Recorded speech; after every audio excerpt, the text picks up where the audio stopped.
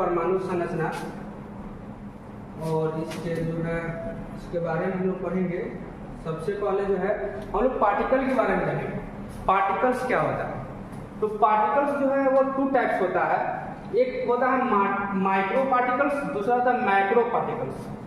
Micro particles invisible, जिसको हम देख नहीं सकते हैं, बहुत से छोटे से कण जिसे हम अपने नग्न आंखों से नहीं देख सकते हैं, उसको क्या बोलते हैं? Micro particle. एक होता है मैक्रो पार्टिकल्स, मतलब जिसको हम अपनी नग्न आंखों से देख सकते हैं, उसको क्या कहते हैं? Micro particles. हम लोग एटॉमिक स्ट्रक्चर पढ़ रहे हैं, जिसमें हम लोग एटम के बारे में जानेंगे।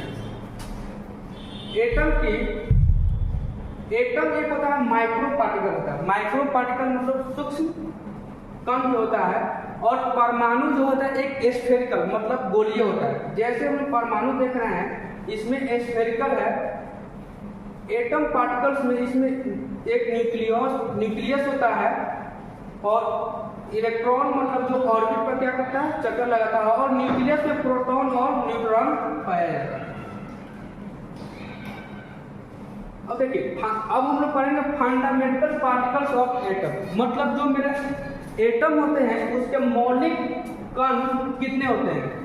तो तीन होते हैं। एक होता है प्रोटॉन, दूसरा होता है इलेक्ट्रॉन और न्यूट्रॉन।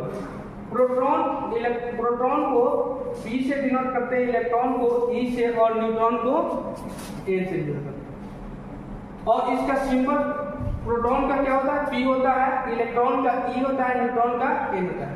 और इलेक्ट्रॉन की खोज जो है जे थॉमसन नाम के वैज्ञानिक थे, उन्होंने किया था। प्रोटॉन की जो खोज करता है वो गोल्डस्टीन, और न्यूट्रॉन की जेम्स चैडविक।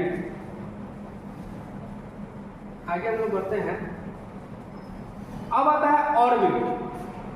ऑर्बिट क्या होता है? तो ऑर्बिट जो भी मेरा एटम होता है, ऑर्बिट जो होता है जिस पर इलेक्ट्रॉन जो होता है वो चक्कर लगाता है, जिस पर इलेक्ट्रॉन घूमता है, उसी को क्या कहते हैं? ऑर्बिट कहते हैं। And orbit is a circular part, ये गोलीय पार्ट होता है जिस पर इलेक्ट्रॉन क्या करता है? न्यूक्लियस के चारों ओर चक्कर लगाता है। दूसरा ये मेरा क्या हो गया? ऑर्बिट हो गया। दूसरा होता है न्यूक्लियस, ये मेरा न्यूक्लियस। तो द सेंटर, जो भी परमाणु होगा उसके जो सेंटर होंगे, मतलब केंद्र, उसको सेंटर को क्या कहेंगे? न्यूक्लियस का। जहां न्यूट्रॉन और प्रोटॉन क्या रहते हैं, इसमें प्रोटॉन और प्लस न्यूट्रॉन पाए जाते हैं, इसी को क्या कहते हैं? न्यूक्लियस कहते हैं। अब हम लोग पढ़ेंगे relative charge and mass of electron, proton और न्यूट्रॉन। मतलब कि एक सापेक्षिक आवेश इलेक्ट्रॉन, प्रोटॉन और न्यूट्रॉन पर मेरा क्या होता है? तो फंडामेंटल पार्टिकल्स मेरा क्या है?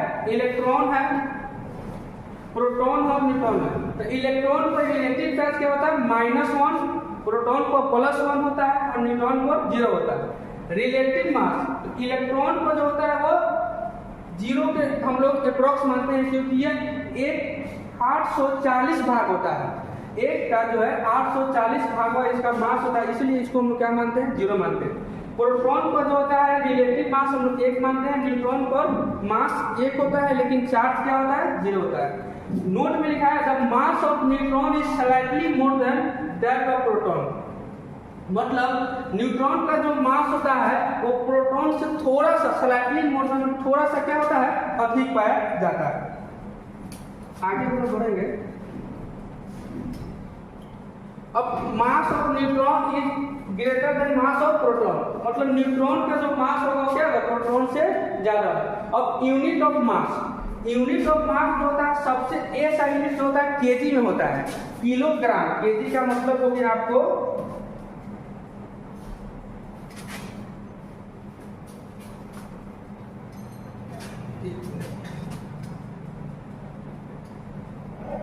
केजी का मतलब हो गया किलोग्राम, और इसका जो होता है ये ऐसा यूनिट होता है, और ग्राम इसका होता है सीजीएस यूनिट, और एक होता है एएन, एटॉमिक मास यूनिट, या इसी का दूसरा नाम है यूनिफाइड मास, यूनिफाइड मास, जिसको हम लोग यू से क्या करते हैं, डिनोट करते हैं। एक एएमयू बराबर जो होता है 1.66 इंटू 10⁻⁻24 ग्राम हो जाएगा, 24 ग्राम हो जाएगा। और यही